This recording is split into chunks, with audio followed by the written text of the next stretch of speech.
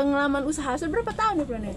Pengalaman usaha sudah 3 tahun. 3 tahun ya.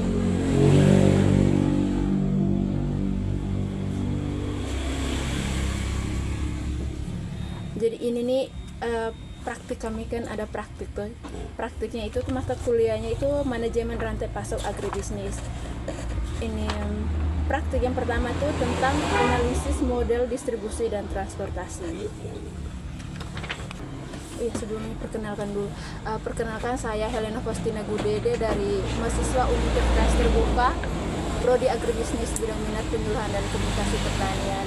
Jadi saya sekarang berada di usaha pakan ternak di desa kelurahan mana ini? Kelurahan Natanage. Kelurahan Natanage dengan Bapak Alexander Lolo sebagai pemilik usaha pakan ternak sekitaran daerah Natanage.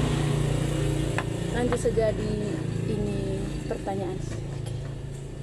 Yang pertama tuh identifikasi alur rantai pasok. Siapa saja pemasok utama bahan baku atau komponen dalam usaha? Itu misalkan pakan ternak ini kan dari bahan dasarnya itu kan jagung kan? Jagung. Jagung itu pemasok utama itu dari petani ya? Masuk utama itu dari petani. Petani terdekat sekitar Petani sini. terdekat ya. Kalau kami yang lebih banyak itu bisa ambil dari daerah Manggarai. Manggarai ya? Itu setiap kali ambil tuh berapa ton itu? Satu? Itu kan kita ambil tidak bilang apa kan tunggu pas musim loh. Musim jagung. Pas musim baru kita stok banyak sekalian. Nanti tampung di gudang. Baru ini apa distribusi? Baru nanti kalau nanti dibagi lagi ke kami ke apa begitu. Oke deh. Ada tantangan tidak dalam memperoleh bahan baku secara cepat tepat waktu dan berkualitas lah, jagung yang berkualitas. Tidak? Ya kalau yang kendala itu jagung berkualitas tuh hanya di saat panen saja. Nah, kalau sesudah itu kan kadang-kadang banyak kutu begitu kan kita simpan lama atau stok banyak tuh. Berarti ada bagaimana proses produksi dirancang untuk memenuhi permintaan pasar. Permintaan maksudnya kan pakan ternak ini dibuat sesuai dengan permintaan dari para konsumen, dari permintaan pasar kayak kan ini tersebar ke kios-kios kan. Yeah. Itu sesuai dengan permintaan dari mereka atau kan langsung kayak buat saja gitu? Kalau kami tuh langsung buat saja begitu. Buat saja begitu. Ada beberapa jenis begitu. Nanti kita jual, tidak ada bilang pesan khusus pesan khusus tidak ada. Okay. Hanya mungkin ada beberapa jenis itu ya biasa orang pesan. Kalau yang kebanyakan yang kita buat saja. Adakan saja di sini. Adakan saja sendiri. Baru nanti orang datang cari baru kita. Ada strategi khusus untuk meningkatkan efisiensi produksi tidak? Tidak ada. Jalannya saja. Sekarang bagian distribusi ini. Bagaimana produk didistribusikan dari pabrik ke pengecer atau pelanggan? Sesuai permintaan dari para pengecer atau tidak? Iya, kalau itu kita tergantung kita macam kita ini kayak kita yang minta. Kita yang minta ke sana nanti baru mereka kirim gitu. 4 kilo. Yang sisanya polar. Ini masa barang ke pakan ternak itu datang tuh langsung ke pengecer atau kan tumpuk dulu di gudang? Kami tumpuk dulu di gudang. Baru di baru di pengecer. Okay. Ada kriteria dalam memilih mitra distribusi?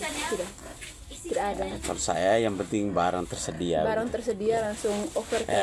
Langsung pokoknya di saat kita minta langsung direspon dari ini. Pengecer utama menjual produk ini pokoknya tersebar ke kios-kios. Kios-kios langsung dengan ke peternak. Peternak saya? Peternak ada juga yang ke kios-kios lagi.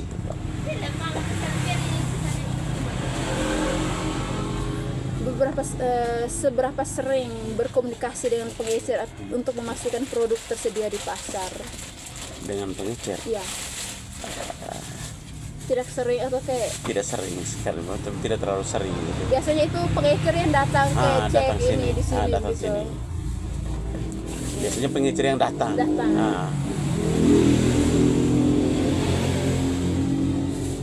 Bagaimana hubungan Bapak dengan pengecer dalam pengelolaan stok dan promosi produk? promosi produk kayaknya tidak, hanya masyarakat ini banyak orang iya, sudah kenal sudah barang kenal. itu, jadi mereka datang hanya langsung Datang cari tujuan, langsung cari itu yang mereka sudah tahu bahwa ya begini. Di sini ada bubuk udah.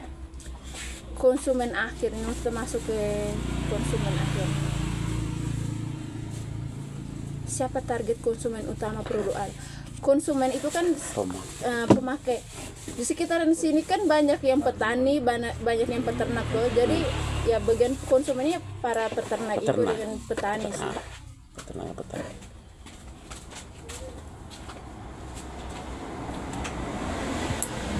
Apakah ada mekanisme untuk mendapatkan feedback dari pelanggan? Feedback tuh, maksudnya umpan balik dari pelanggan tuh tidak ada sih. Paling kita hanya pertama itu saja. Menjaga apakah ada tantangan logistik dalam pengiriman produk ke konsumen akhir. Untuk sama ini tidak ada. Tidak ada. Kalau Biasanya mereka kalau butuh barang datang ke sini. mereka butuh langsung datang. Tidak ada yang kalau kayak mereka minta kirim begitu, tidak ada. Jarang. Ada sih, cuman jarang. Jarang ya. Kayak 1-2 kali gitu. Itu pun biasanya kalau mereka belanja banyak baru kita tawarkan, kalau mereka tidak punya kendaraan kita tawarkan biar bisa bantu drop begitu. Oke. Sekali-sekali. Sekali sih. Berapa sering pemasok dan distributor berkoordinasi untuk berbagi informasi? Kecuali kalau barang habis biasanya tidak biasa juga sering kalau macam ada perubahan harga atau mungkin ada kendala-kendala macam apa produksi di pabrik agak lambat tuh atau pengaruh harga naik, harga naik, itu pasti mereka komunikasi ya. Apakah ada sistem informasi yang digunakan untuk memantau stok, memprediksi permintaan, memantau stok produk? Tidak ada ya. Palingan kayak hanya mana gudang? Di gudang di Aimere toh. Kalau misalnya kayak barangnya ada full baru bisa apa ke sini. Nah, macam kan bagi macam kami sini kan macam 1 minggu 1 kali, kadang 2 kali dropping. Nah, kalau biasanya pokoknya ya 1 minggu 1 kali pasti, tapi kadang kalau agak ramai bisa 2 kali. Bisa 2 kali dalam 1 minggu. Pembayaran dilakukan antara pelanggan, pengecer, distributor dan pemasok. Itu pakai transfer atau kayak cash langsung datang? Ada cash, ada transfer. Pakai transfer ya. Ada tantangan dalam hal pembiayaan atau negosiasi harga di sepanjang kalau apa tidak? Harga tidak ya? Tidak. Kan biasa kita jelaskan. Patok harga sekian, pokoknya dibayar. jelaskan kalau macam saya omong memang biasanya kadang dari pabriknya begini, salah omong dari pabrik sudah gini, jadi kita harga otomatis. Jadi biasanya orang rata-rata orang mengerti, tidak terlalu banyak bilang begini tidak. Memastikan bahwa produk tersedia sesuai kebutuhan pelanggan. Memastikan bahwa produk ada. Kayaknya pelanggan stok saja. Iya, paling nyetok saja. Pelanggan kadang kan ada jenis barang yang benar-benar dia jalan bagus tuh, ada jenis barang yang tidak terlalu jalan. Jadi kita fokus kalau barang yang jalannya bagus, dia produk apanya bagus, itu kita bisa pesannya lebih banyak. Stoknya lebih banyak. Nah, begitu. Apa rencana jangka panjang untuk mengembangkan distribusi produk dalam usaha? Mungkin buka lagi cabang. Baru lagi. Kasih perbanyak mungkin cabang tuh. Apa saja mode transportasi utama yang digunakan untuk mengangkut produk, misalnya truk atau pakai apa? Truk. Pakai truk kan? Misal ini kan kalau dari Jawa biasa di kontainer ya? Habis itu dropnya ke Aimere. Kami stok full di Aimere. Jadi itu baru bawa ke sini pakai ini trek. Tidak. Ya kalau terlalu lama biasanya rusak. Kalau tidak bisa macam kena basah atau dengan terlalu lama itu biasanya aromanya sudah beda. Itu langsung tidak dijual kan? Tidak dijual, bisa pakai sendiri ya. Ini misal pakan ini biasanya kayak ada kontrol khusus begitu untuk kayak kontrol suhu gitu. Ada? Tidak? Tidak ada. Tidak ya? Ya. Untuk sementara di sini tidak ada. Yang dari sana itu.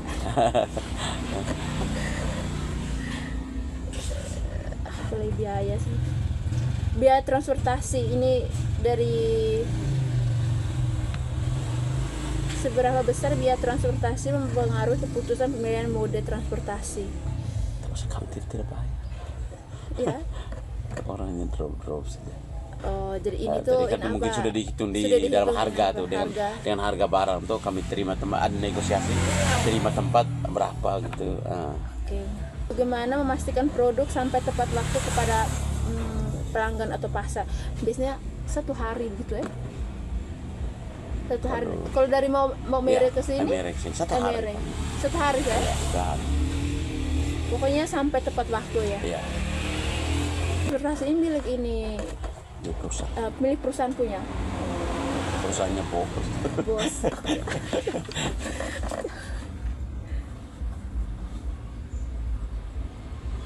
Kendala dan risiko nih dari penerbangan. Apakah ada tantangan logistik dalam mengakses wilayah yang terpencil gitu? Tidak. Sejauh ini tidak ada, misalnya tidak ada. Pokoknya dia tuh bisa diakses. Paling kalau apa tuh paling cuaca saja tuh. Saja. Kadang-kadang macam hujan, longsor apa tuh agak apa bicara agak terhambat gitu. Apakah Anda mempertimbangkan risiko kerusakan produk selama transportasi? Iya pasti. Ada ya? Ya ada.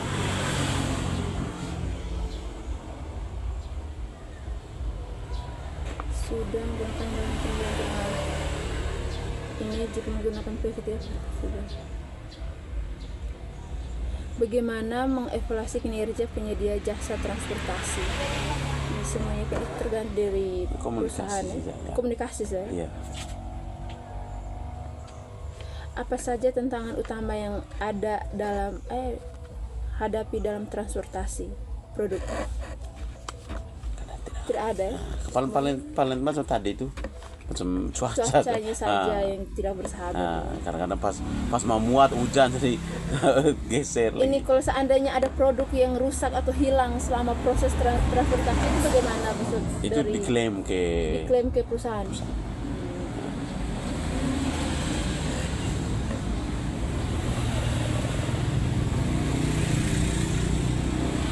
Ini kalau seandainya dari iMere ke misalnya dari ini apa, itu ada GPS gitu tidak? Tidak, kalau Tidak ya? Ini hanya komunikasi saja ini sebenarnya.